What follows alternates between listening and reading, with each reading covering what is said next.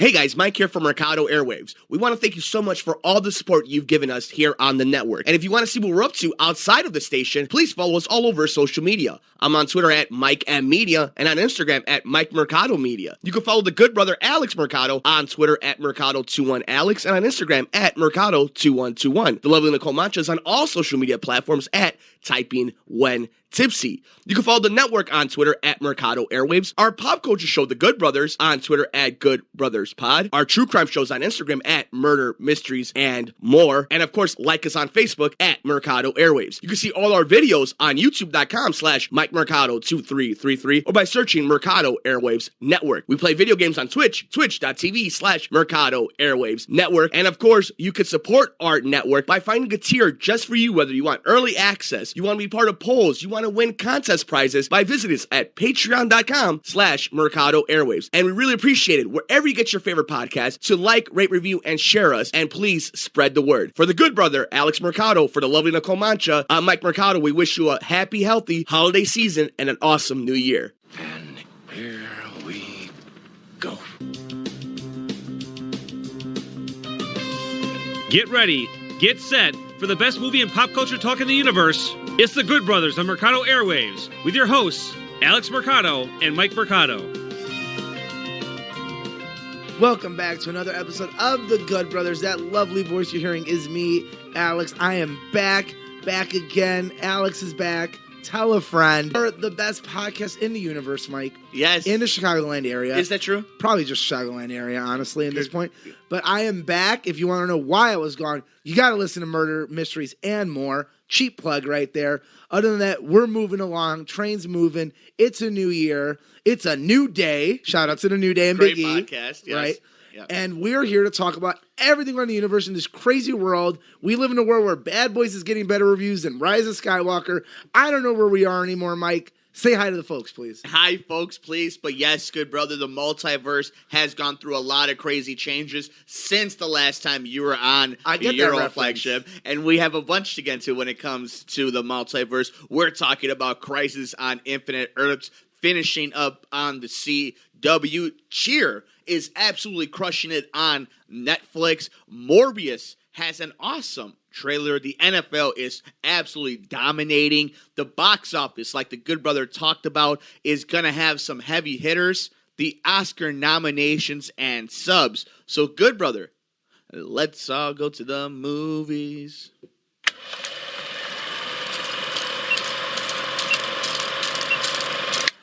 Good brother, opening up at number 1 in the box office was 1917. And we're going to start off the show talking Oscar nominations after news and notes. But last week it was 17th in the box office. Good brother, it moves to number 1, making $37 million. And I've actually had 2 coworkers at the radio station check it out before we got a chance to. They are actually part of the SAG after group, so they get a lot of for your considerations.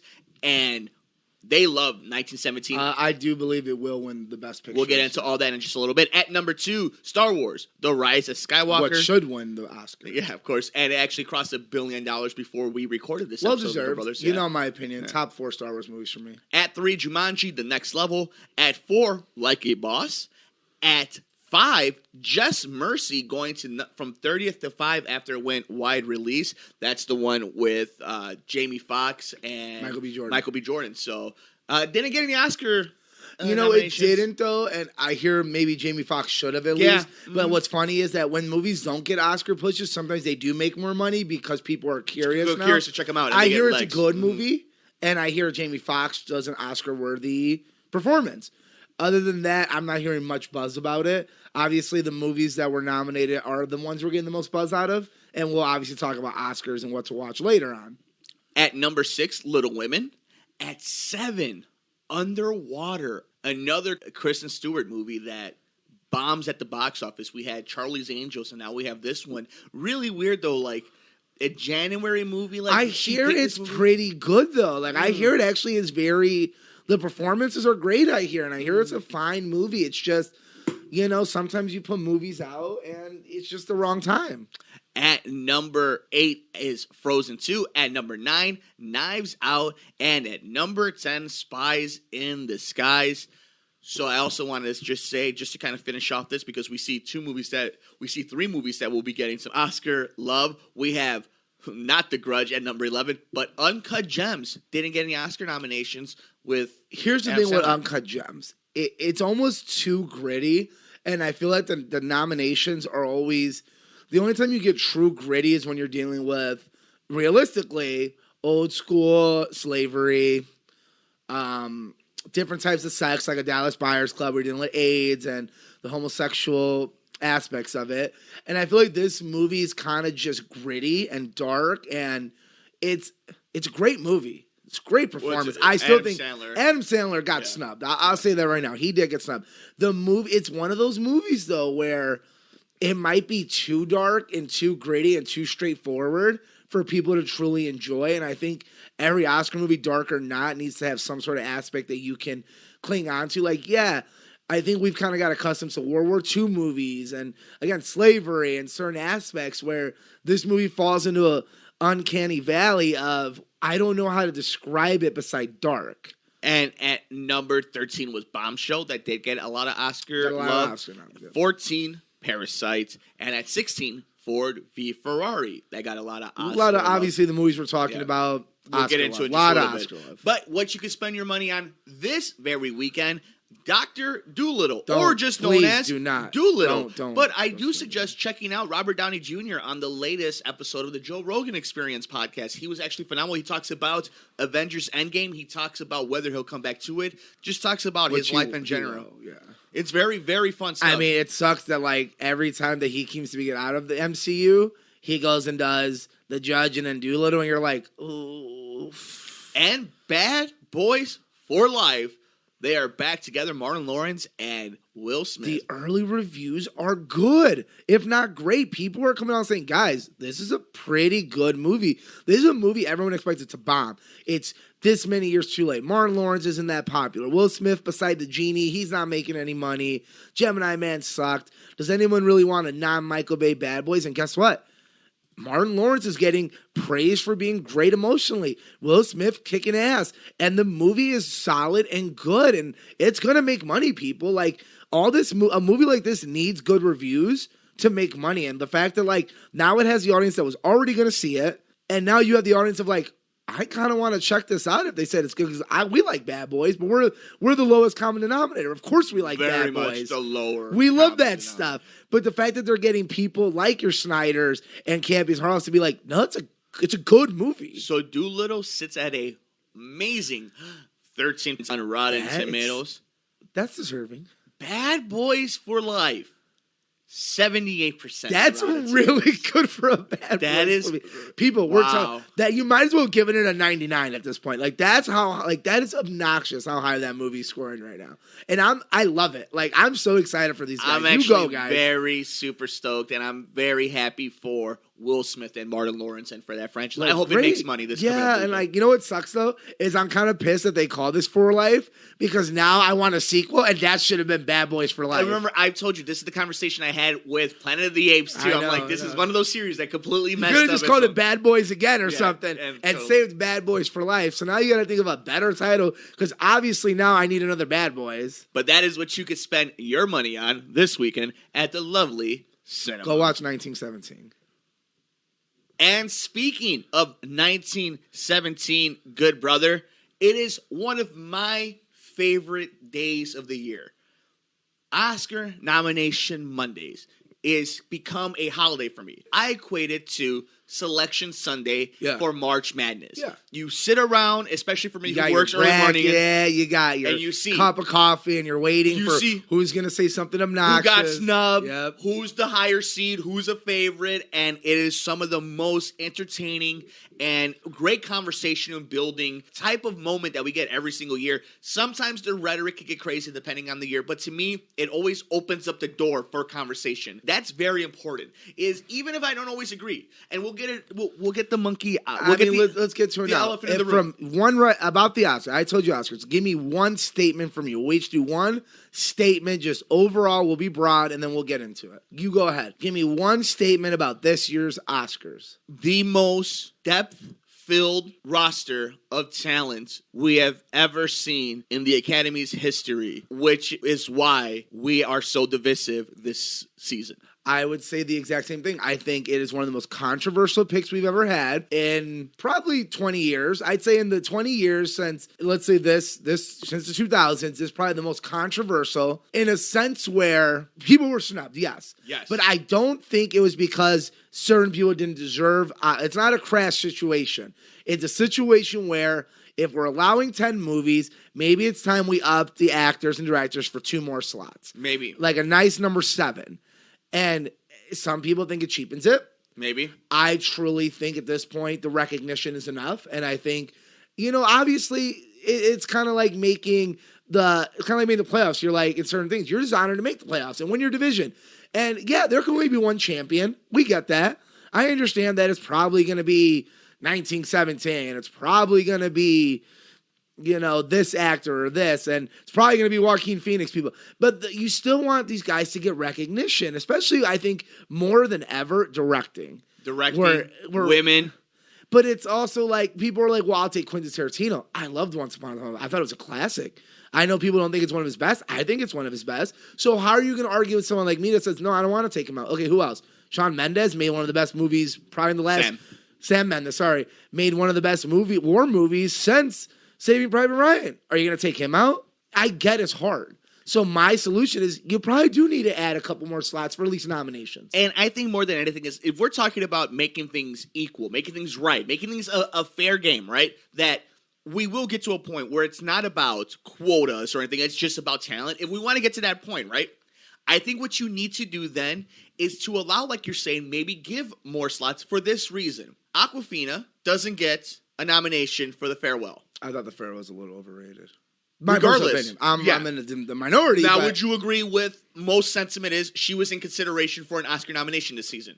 You thought she would have been a heavy favorite in there. So, with that being said, what's important is not necessarily that she wins it, but somebody who was a relative unknown getting the clout of Oscar-nominated actress, I agree, puts her to another level, gives her a little bit more power. She deserves to stand, have her picture on stage and showing her clip. She deserves that. Now, I think people use the word snub a little loosely sometimes. Where it's that's social media. I like J.Lo more than the next person.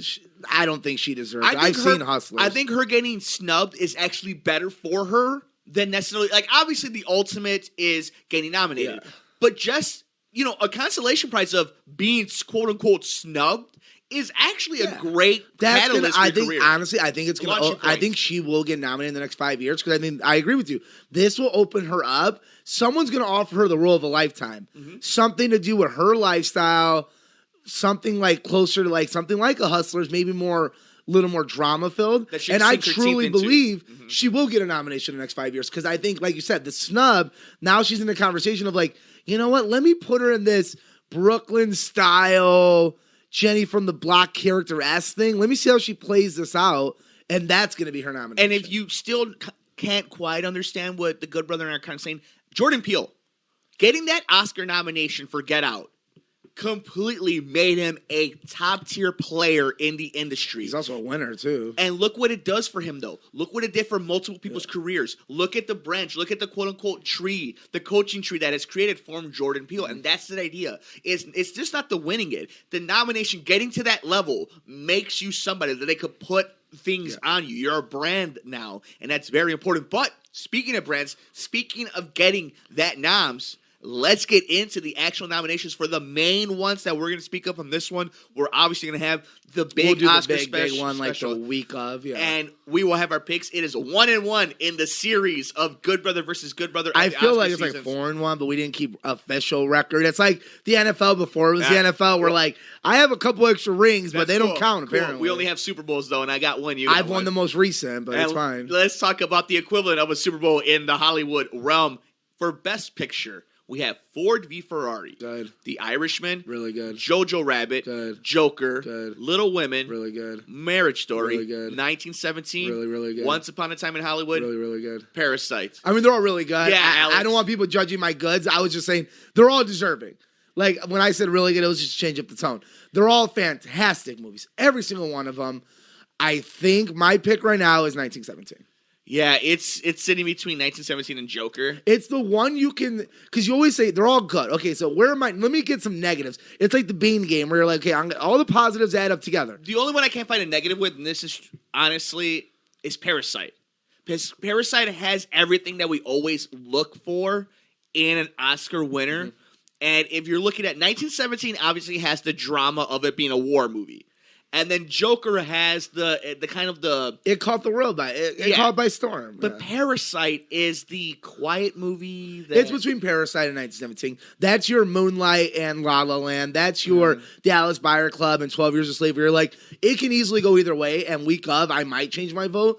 I think it's 1917 because we do love our war movies. Now, let me get into the one, and you can watch my live reactions of the Oscar nominations as they were coming in on YouTube, on all the platforms. Do it. Antonio Banderas for Pain and Glory, lead actor, Oscar nominated. I love it because it's a movie not a lot of people saw, but all you hear about is Antonio Banderas really brought it. And Antonio Banderas is a great actor. You know, you're not going to find bigger fans of Antonio Banderas than the two guys in this room. Puss in Boots, Once Upon a Time in Mexico. Come on. Think about what that means, though. Yeah. Think about what that means. When you say Antonio Banderas now, he's an Oscar-nominated actor. It's long overdue. It's, again, that stamp. It's that last thing that you kind of need to really just put it all together. The win is obviously amazing. The nomination, I think, is just... That's one of those, yes. Yeah. That is definitely one of those where, like, it's just an honor. Like, he's probably going to be fourth or fifth, but that's okay. So we have Leonardo DiCaprio for Once Upon a Time in Hollywood, Adam Driver for Marriage Story, Joaquin Phoenix for Joker, Jonathan Pryce for The Two Popes. That one, The Two Popes, absolutely took me by surprise. I had no idea that it was going to get so much love. I've been hearing a lot of hype about it. I thought the movie would have got a little more love, but I'm glad the actors did. I think in that list, I think that's the easiest one for me to pick. Like, every year, you're like, Regina King one year, you're like, that's almost assured. Joaquin Phoenix is winning Best Male. Like, I don't think there's an argument. It's not what was the last year? Christian Bale and, I'm brain farting now that you made me think of it. Oh, my God. It is, Gary Oldman. Gary Oldman.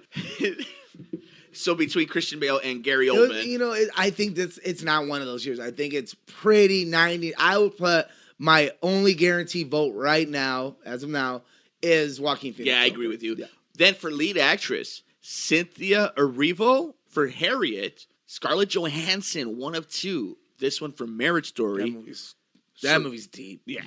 Saoirse Ronan for Little Women. She was also in Lady Bird. Yep. So shout out to her. Charlize Theron for Bombshell. Renee Zellweger for Judy. Probably the favorite in this one. Yeah, not as much as Joaquin, but like I'm almost ready to put that down. That is Renee Zellweger. When you find an actress that's the only thing nominated, like not the movie, not directing, nothing else, just that one actress, that's how good she was. So like that's kind of like when Willem Dafoe got it for the Florida Project. How about this group? Hall of Fame group. Maybe we'll look back at the all-white male. Yeah, all-white males. We'll look back at this 10 years from now. Supporting actor.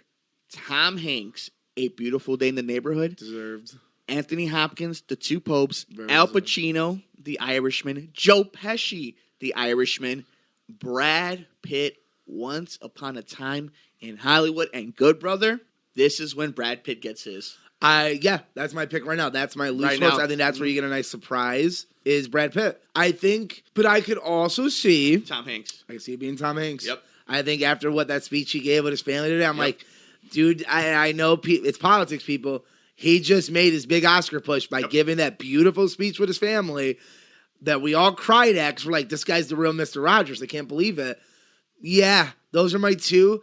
Brad Pitt deserves it. I think Brad Pitt, what he did in that, he carries that movie almost. And I love Leo, and I love all the actors and actors in that movie, and I think it's a great movie. It's one of my favorites of the year.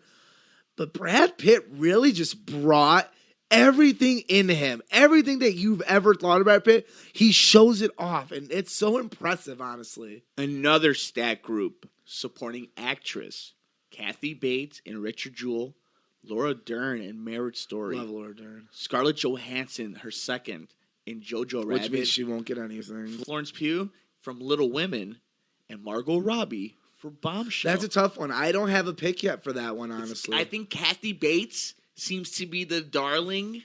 right now I because could it's be- Kathy Bates, but it Yeah. kind of feels like a Kathy. You know what Bates sucks? movie.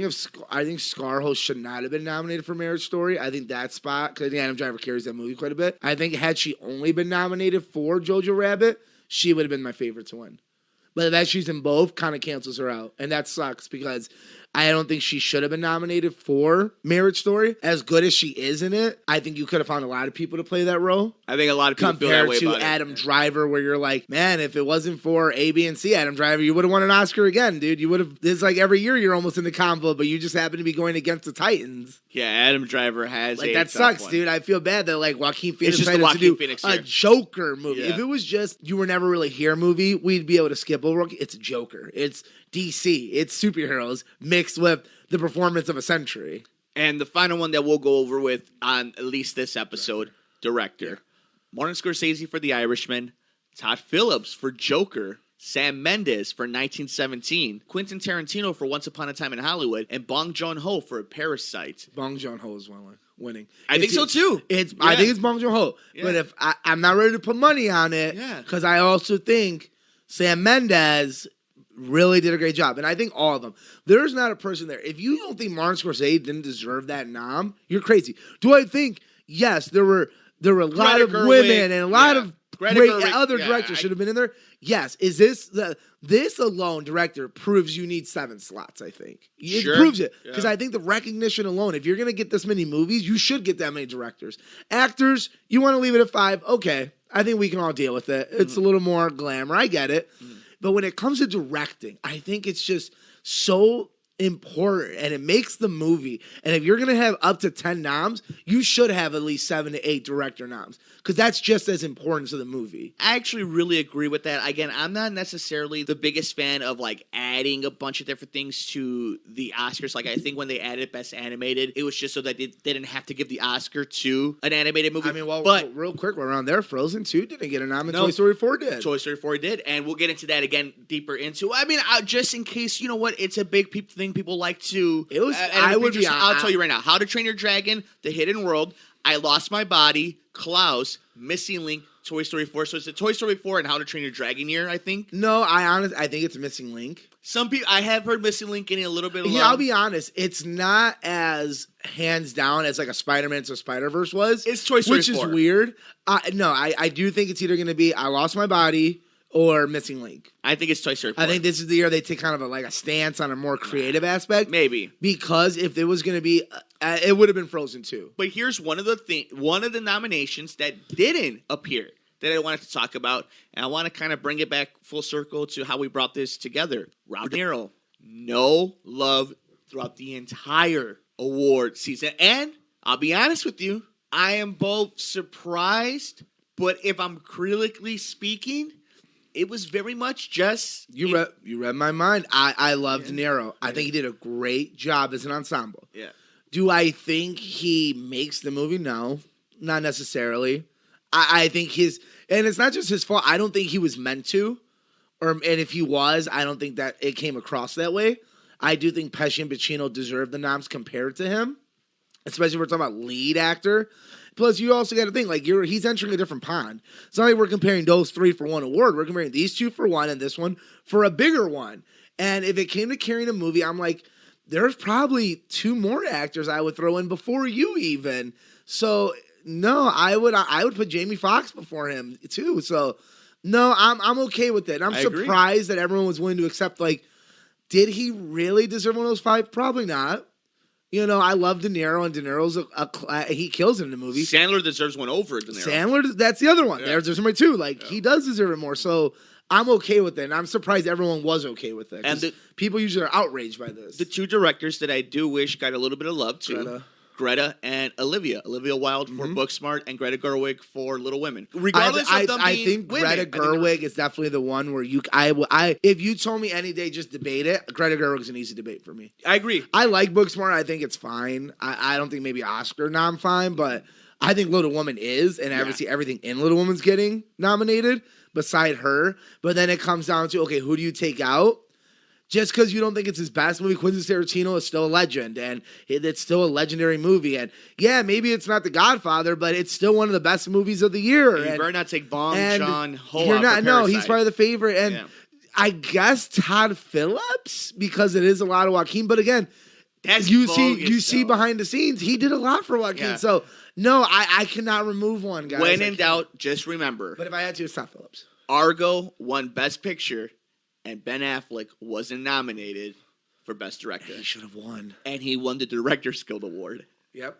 which is the biggest award. Well, for I mean, yeah, directors. it goes to show you, like, all these other awards are nonsense half the time Yeah. because it's such a different voting. And the news came out today, like, they're like, well, it's 50% men and women, but also we don't require our voters to see every movie. So it is, we tell you every year, it's a popularity contest. Like, Yeah. you got to get good word of mouth. Like, the fact that Harriet got any noms is because it kind of had to. And certain people did see it, and certain movies didn't get as much love because of that. And yeah, is it suck that we're in an age where out of what is it, like 300 new releases, only 34 are represented? Of course it sucks. Is it a flawed system? Yeah. What do we do about it? I mean, you can boycott it. I don't think that's gonna help. Or you can help spread the word of these great pieces Talk of work about it. and talk about Like, it. yeah, I and- love Peanut and Butter represent it. Falcon. That was Yes, fun, Honey but- Boy. Like, spread Yeah. these words. Like, get these things out But, there. you know, it comes down to this, I think. You know, people are always like the golden age of cinema. We're not in a golden age of cinema. We're in a golden age of at-home Media. entertainment. Yeah, so yeah. it's hard when you see, so like Adam Driver probably made like 3 Oscar performance movies this year on top of making a blockbuster. And he's only going to live for one, where it's like The Report got him some love. Yeah, and You know, it's hard. Like, these people are working. There's a lot to it. There's Amazon, there's Hulu, there's Netflix. Like, Netflix has the most noms. 2 years ago, we were talking about they didn't want to include them. I mean, you know, we are fans of John Campion. Obviously, there's been a lot of news, and I talked about it a few episodes ago on the Good Brothers Bob movie news kind of going that away. doesn't exist, not canon. Yeah, but he talked about how, 2 years ago, Netflix, it was a joke. Remember with the Forrest Whitaker movie, that they would never get to that level. And it just took 2 years. And now Netflix is one of the most legitimate contenders when it comes to Oscar season. And what I love about it is that it is one of our favorite seasons, Good Brother. We get to talk about it. It brings out the competitiveness in us. It gets to involve both the sports mentality into our pop culture world. So make sure you stay with us here on The Good Brothers as we break down all the news that are coming from the Academy Awards as we get close to the big day and who takes the Oscar home. Good Brother, big news when it comes to a new vampire that is going to hit the world, and that has an Academy Award winner himself playing said role. Jared Leto brings us Morbius. Sony in association with Marvel, and they make it in big, bold letters. We get this Morbius trailer. And Good Brother, Technically, it's not a trailer. It's a sneak peek. well, it's a hell of a sneak peek. I loved That it. was a and great the one. tie-ins. I loved everything. I like that Jared Leto's been quiet because, Jared Leto, shut up for a little bit, bro. He Like, was you're- very- we love you. yeah, we chill. get it. Your Joker didn't work out. Yeah. It wasn't all your fault. I happen to enjoy parts of your Joker, honestly. The movie sucked. But just be quiet and let us enjoy you as be someone new. Be Morbius. Be Morbius for like 3 movies, and you're back on my good grace, bro. Obviously, if you haven't seen the trailers, spoiler, because there are some stuff they obviously show. No, it's Felicia. Felicia. That the old school 90s, Yeah, right? the 90s cartoon. is That's Felicia. where I learned Yeah. about him, yeah. I swear to God, if Jared Leto at one point doesn't go to the camera and go, Felicia, I boycott this He's entire fun. series. He's an anti-hero.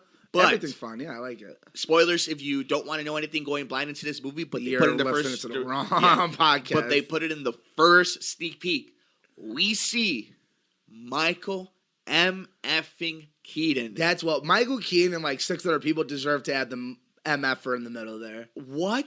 Like Michael motherfucking Keaton Like Michael is in. motherfucking Keaton. So they're going all in on this Sinister Yeah, Six. yeah. They've gone all in. Yeah, there's a big plan. Disney will buy Sony in the next 5 years. Guys. That is unbelievable. Let's be honest. So, I mean, we obviously, it's coming down the pipeline. We could gush over all we want, but Morbius, we we'll want wait to for see more of a trailer. Yeah. We love it. We love the tie-ins. Jared Leto just keeping quiet and making cool stuff because you're one of my favorite actors, honestly, from Dallas Buyers Club, from Requiem of a Dream. He's fantastic. He's one of the best working actors. It is what it is. Stop trying to be Daniel Day-Lewis and just be Jared Leto, and I'm cool. And that's gotten you pretty far, seeing as you have an Academy Award in the mantle. Oscar. You played a AIDS-ridden homosexual transvestite. And crushed it. And crushed it and made us all fall in love with you. And Matthew McConaughey fall in love with you. So can we fall in love with you as a vampire?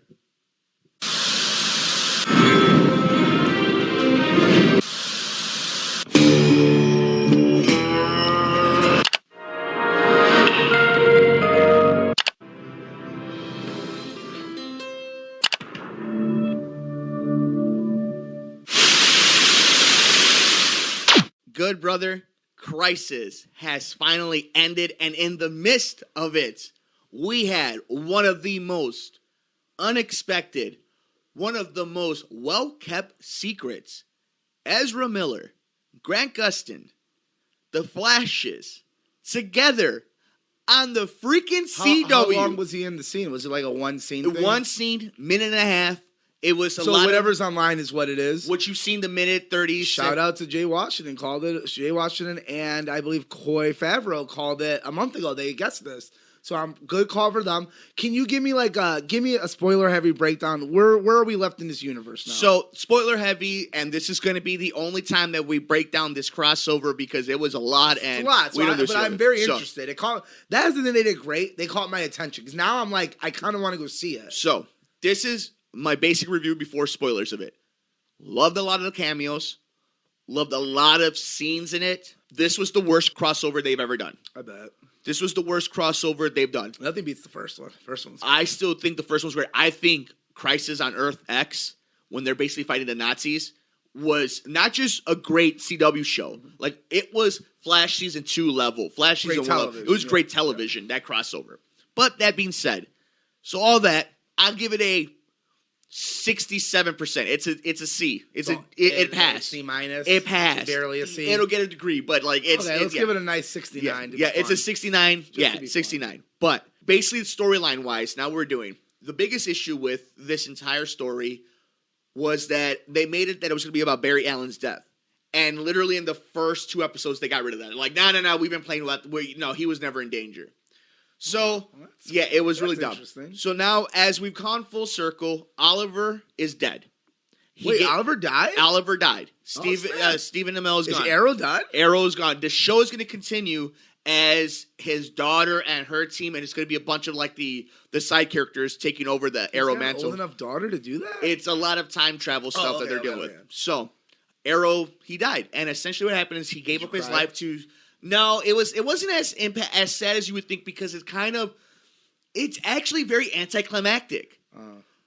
And this is where I'll break it down. So when the first time he dies twice in this crossover. So the first time he dies, there's these like wraiths that look like they're coming from the Harry Potter world. They're like little Grim Reaper things that try killing him. So he kills a bunch of them, and they say he saves 1 billion people. So they try to go save his soul from purgatory. And when they're in purgatory, he gets found by the Spectre. And the Spectre tells him that it's his turn now to become the Spectre and save the universe, to save the multiverse. So Oliver, the Green Arrow, has now become the Spectre.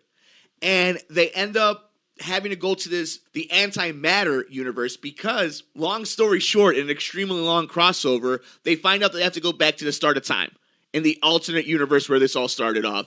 And when they reset everything, Oliver made it where there's only Earth Prime and different X amount of Earths. So essentially, Arrow, the Arrowverse, Supergirl, Black Lightning, the Legends, and Flash are all on the same Earth now. Which is good. That's what you wanted to do. Because there's still different Earths. Like, did you see that little promo for Stargirl? Yeah, I Power did, Girl? actually, yeah. So they have that. So at the very end, the cameo, they show the Teen Titans. They show Doom Patrol. They show Brandon Routh's Superman. And then they show that Stargirl trailer. And then we see what they're calling Earth Prime, and it's the superheroes that we love. And they're calling it the age of superheroes. And the very last scene is you see Oliver, they put a memorial for him. Barry pulls out a tarp, and it's the table. It's the Justice League table. And they all sit down, and it's Canary, Martian Manhunter, Flash, Batgirl, Supergirl, Superman. And they leave one chair open for Oliver. And they have his logo there. And the scene ends with and Black Lightning is one of the Justice League, and they all sit there, and it's actually a really nice little obviously, scene. yeah, it's a really I'll nice give scene. them that. They do pay off when they need to pay off. I will say this though too: the 4th episode in this crossover, so the first one when they came back from break, was filmed beautifully. I'll show you after this broadcast if you haven't seen it. It was filmed differently than the first one. I think it had to do with they had a higher budget for that episode because they brought Ezra Miller in there, and it felt that episode cinematic. The Crisis crossover didn't work for me necessarily when it comes to like an episodic thing, but that episode 4 of this crossover was actually really fun. It had to do with the Speed Force and having to get them all together. It was actually a really nice little episode, but I'm gushing over it. I hated it. I loved it. I like the it was part where he's orgasm. like, your suit looks so comfy. It's like, this They- looks so heavy and metal and so safe. And you know what's awesome about that those they're two? like admiring each other. So like, I like yours because it's comfy. I like yours because it's like tactical. They genuinely look like they're nice dudes too. Well, I mean, we Yeah. always talked about it. We're like, those would be the guys we either want one on the show or one in the movies. We're like, the Flash has always been that character. Like, yeah, you can do whatever you want with Superman. We can have 3 Superman. I don't care about that. But with Flash, you're always like, I wouldn't mind seeing Ezra Miller on the show, or I wouldn't mind seeing Grant Gustin in the Justice League movie. And I think now you've proved, I think it's now you take it like this. So now you get into people like me who don't watch it. You're like, does this affect the universe? I think DC's doing a great job saying, like, they're hitting on all floors. Because I think Harley Quinn movie is going to be fantastic. We'll find out. I'm so That's- excited. that's I think it's coming going to very I soon. think it's going to be one of the best movies they've done. They hit all their movies last year. Aquaman was great. Shazam was great. Like, everything they've put out has been really good. Harley Quinn anime is fantastic. Titans is fantastic. And this crossover Patrol. did numbers. Doom Patrol's fantastic. Like, They show they're not, Swamp Thing they're also. not missing on a lot of things. So you're like, they just got that Green Lantern Corps. It's going to be on HBO. So- I saw they did the OLA for the Green Lantern So I universe. tweeted out the last minute and a half montage, which includes the Justice League table. That's what I'm saying. As being critical, it didn't work. But man, there are moments in this crossover that were fan-freaking-tastic. Who's the leader of the Justice League? Is it Barry? Probably Barry and Canary and Supergirl Okay. and Batwoman. Good for Canary, man. She just... She's been forever since the first season of Green Arrow. She's White been Canary, around. right? Yeah, White Canary. But Sarah Lance. She's one of my favorite characters, though. Like, they do a really good job with the LGBTQ right there, too. Of, like, she plays straight, the gay, the bi. Like, she's a great character. I just like her a lot. And Legends is fantastic. And speaking of fantastic, good brother, Cheer, dominating Netflix. Yeah, it's crazy seeing somewhere that I went to, and, you know, all these stories are like, you know, you just fill in. It's like a season of television. You just fill in, like, you know, here's this kid with troubles. Here's this kid with troubles. And I tell everyone, without Monica, I'd probably be in jail or dead. Like, she definitely saved life, but she does it with everyone. And, you know, the question I get the most, do all those people act like that in real life? Yes, they do. Probably that's a more calm version. Is Jerry really like that? Yes, he's the greatest person on earth. Is Monica really that sweet of... Monica's a character, because you think about her, you're like, this southern wealthy Christian woman has no business being so accepting of troublemakers, of out-of-towners, of these, you know, gay children. They're struggling. She has no business being as accepting, as real as she is, and that's truly who she is. She makes no sense. There is no one in this world just like her, because normal people you meet like that from where she's from are very unaccepting and very naive. And I love the quote she says, like, those are my kids and I will fight for them. And it gives me chills, because I'm like, my own story for her. When our grandma passed away, day of, she sees me crying, and she's like, I'll fly you home today if you want me to fly you home. I'll drive you to the airport. I'll fly you home. She's like, don't even worry about it. I was like, no, I'd rather just be here and be with my teammates. And she's like, okay, then. And she is like that. When I pop my shoulder out in Nationals and I finished the routine, she's like, why didn't you just stop? I was like, I didn't know we'd get to go again. I didn't want to let you down. That's the kind of authority. If she called me today, I would answer the phone on air. Like, she is one of my favorite people in this world. She is a second mother to me and to every kid that's gone through there. We talk once a month, if not more. I send every kid I have down there if I can. It is one of the best programs in the world. Yes, it is one of the most successful cheer programs, like, bar none. But that woman changes lives. She changes the way you look at things and the way you approach things. And she's just an angel. And every kid is blessed to be a part of her life. And she makes you feel just as blessed to have you in her life. And the show is fantastic. The production's great. Directing's great. Same people as Last Chance U. It's all over the place. It's on BuzzFeed. It's in Women's Health. It's everywhere. They're going to get another season. They're doing the rounds now. Like, the alumni page gets the inside depth. Like, we knew when this was filming. I told you about this a long time ago. Yeah. And I was like, well, look at them film this and look at them film this. And they were asking about titles. Like, I remember when they texted a group saying, from the alumni, what do you think the title should be? And it's just crazy to see somewhere going, like, I'll be honest, we were talking with the alumni page in our groups, and it's funny. I've gotten 50 requests on Facebook from random people across the world. That's funny. I'm some random alumni from the 13-14 national championship team. And I've gotten 50 requests. That's funny. And we asked, we're like, is everyone getting this? We're like, yeah, like across the world, from Germany, Costa Rica, Argentina, Mexico, Canada. I get almost at least 15 a day since this show came out, just because I went to Navarro.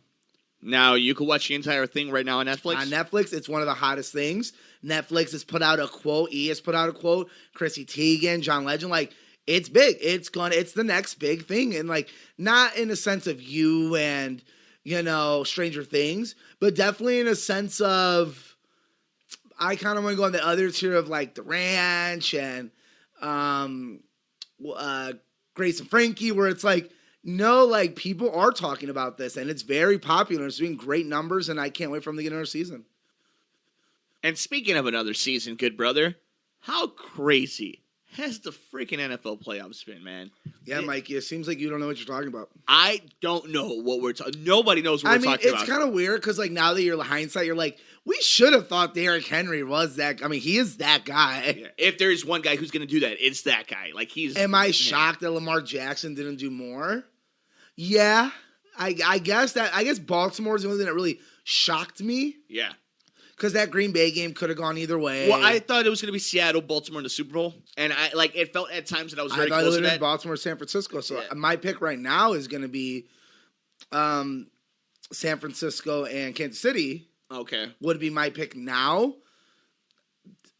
My deepest thing is probably going to end up being Green Bay versus Tennessee. I feel like, and this isn't my official pick, I'll be doing that later on in Sports from the Couch. Couch. Probably going to be wrong because no one's going to guess this right. I think it's the Don't Mess With My Discounts Bowl, and it's going to be Mahomes versus Rodgers. I could see it. In the State Farm Super Bowl. You think Mahomes gets a Super Bowl finally, or Rodgers gets another one? It feels like I don't want to feel it, but I feel like, because it came out of nowhere, Green Bay is going to win the Super Bowl. But here's the That's thing, our Super Bowl. But here's the thing, though. We should have been there. My biggest issue has always been they're a soft 13-3 team, right? But here's the thing. You may be a quote-unquote soft 13-3 team, but when you get a first-round bye and a home game in the playoffs, all you need to do is win one road game. Cold in Lambeau, guys. No shit, Seattle had trouble. And here's the thing. With 2 minutes left, do you trust anybody more than Aaron Rodgers to get the ball? Where's the Super Bowl at? Miami. Okay, so it's hard, man, because that home field advantage is a bitch, especially when you're playing at Lambeau Field. But they'll be playing in San Francisco or Santa Monica, I believe. That's even better for Aaron Rodgers. What's his home? That's where he's from. That's he grew what up I'm watching saying. the 49ers. I hate to say it because deep down I'm like, that should have been the Bears. Yeah. That should have been our 13-3. That should have been our Super Bowl. Khalil Mack should be the one I'm talking about. Yeah, Deshaun should be wearing 4 for the Bears too. Or Mahomes or anyone else, not Trubisky, but not your boy, but Yeah, my boy. That's your boy. Yeah. When I've been carrying water for Deshaun Watson since he took down Alabama. I love Deshaun Watson so much. But it's been a great playoffs. That game, LSU. Speaking of football, LSU is just. I knew LSU was going to win. I picked Clemson to win, but. No, I knew I had it 45-42. LSU was just so dominant. Yeah, Burrow. And then you look at the numbers of the teams they beat, how much they beat them by. You're like, no, they were dominating all season. It was obnoxious. I think Ohio State would have given them a better run, just style wise. Well, I don't know. I think style wise, that game got away from them. I think that came down to coaching also. And I think it was kind of ridiculous that they lost their best player. I thought that game was a little ridiculous, the Ohio State Clemson game.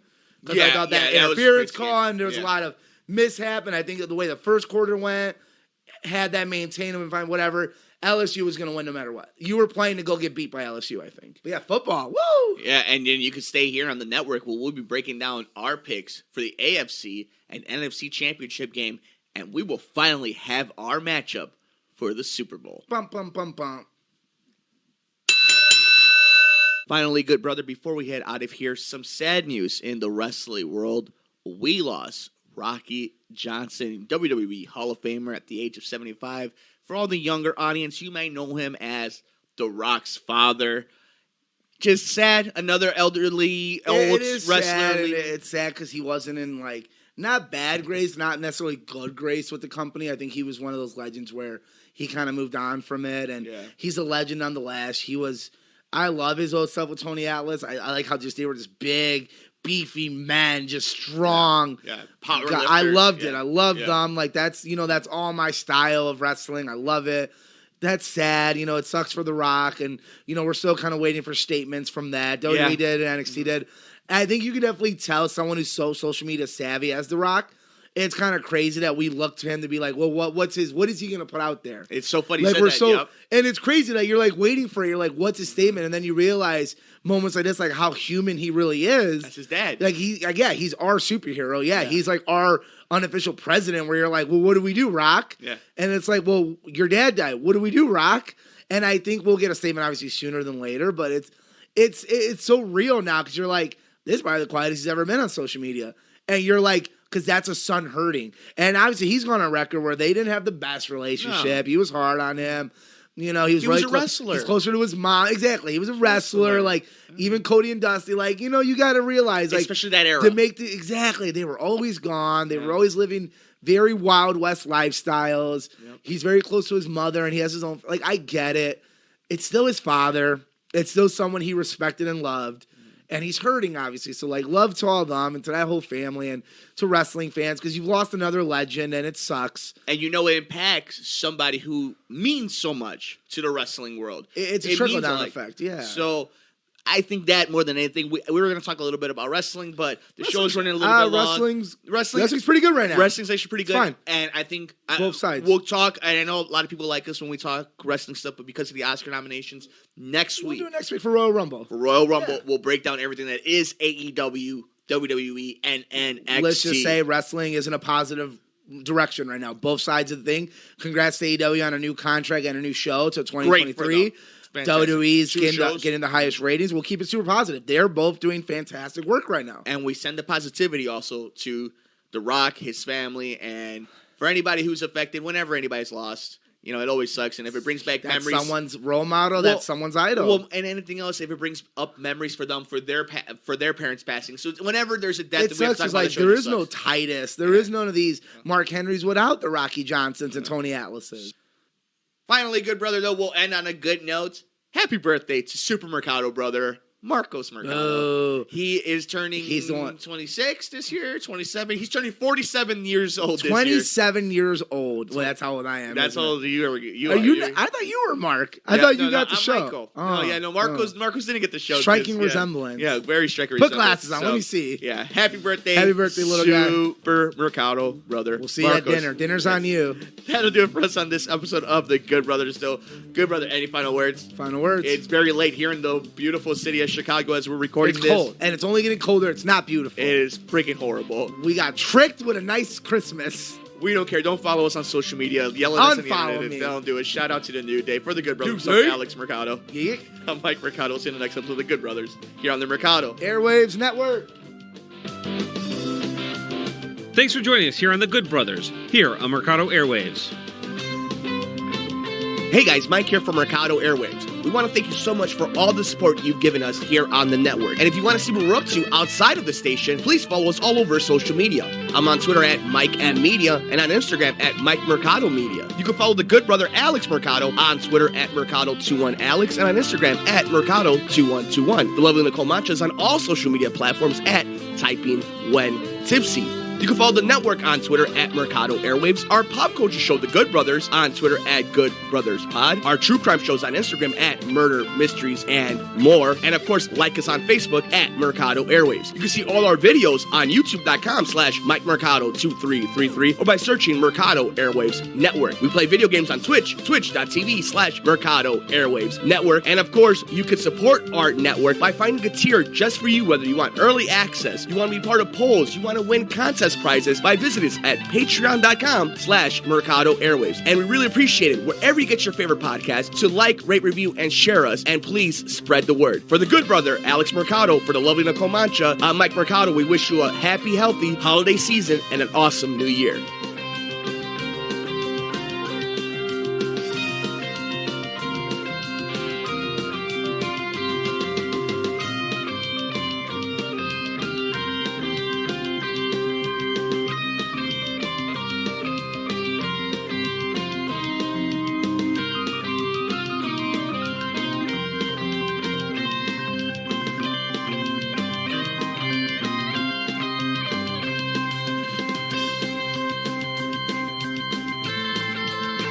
Hey guys, Mike here from Mercado Airwaves. We want to thank you so much for all the support you've given us here on the network. And if you want to see what we're up to outside of the station, please follow us all over social media. I'm on Twitter at MikeMmedia and on Instagram at Mike Mercado Media. You can follow the good brother Alex Mercado on Twitter at Mercado21Alex and on Instagram at Mercado2121. The lovely Nicole Mancha's on all social media platforms at Typing When Tipsy.